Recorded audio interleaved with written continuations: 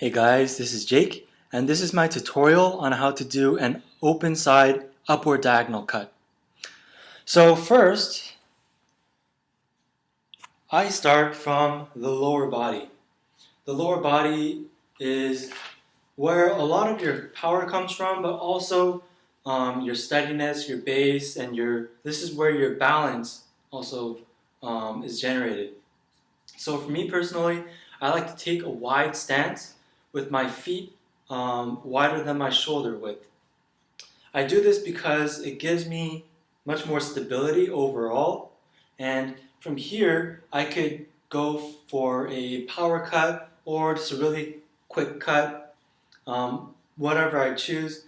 With this one position, it's pretty much an all-rounder kind of position as far as an upward diagonal cut goes. Now, first we established our feet position. Now you have to bend your knees a little bit. You don't want to bend your knees too much.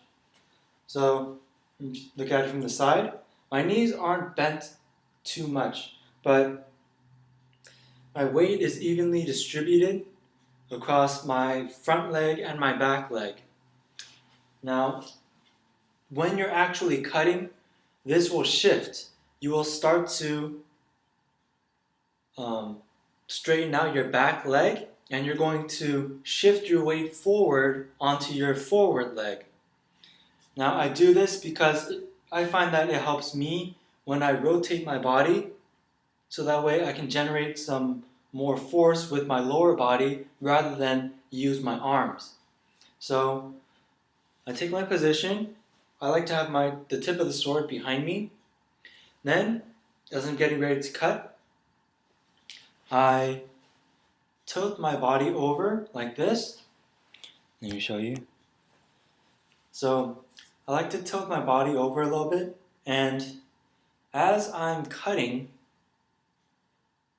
I straighten out my back leg and I shift my weight forward a little bit, but I also, if you notice on my right side, because my hips are going out behind me, if I straighten my back leg, I'm able to turn and rotate my hips a little more, and that translates into my upper body's rotational force, and I'm able to get more power there. But you have to be careful of something.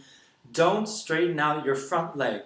If you straighten out both your knees, then you notice what happens is my entire body elevates to a different position. So if I were trying to cut and I lifted up both my legs, then the course of my sword changes. That's really, really bad if you're going to try to lift up both legs or both knees mid-cut, because your sword may bend or even torque. So the most important thing that you have to consider is keeping your body at a level position, a level and stable position.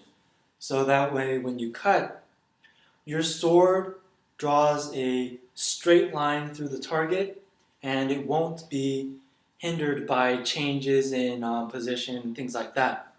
Okay, so to go over again, on my lower body, my feet are a little bit wider than shoulder width.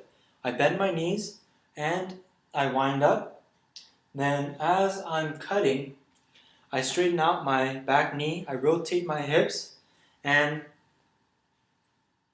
I transfer that energy into my upper body and into my arms. Now, I also like to snap my wrists a little bit when I'm getting to the cut, so that way I can achieve a little bit more tip acceleration. So that means my sword will pass a little bit faster through the target. Okay? And that's pretty much it. It's just up to you about where you want to stop the sword, whether you want to do a full swing or whether you want to just stop short. It's up to you, but like I said, always cut from a level and stable position. Okay, you don't want to change the height of your body or position of your sword or things like that. So let's see how this cut is supposed to look in full swing or full speed. Okay, let's do it again. You notice that right here, I snap my wrists and the sword gets thrown out. Alright, so that's increasing the tip acceleration. Alright, so that's it for the dry practice. Let's see how it's done on actual targets.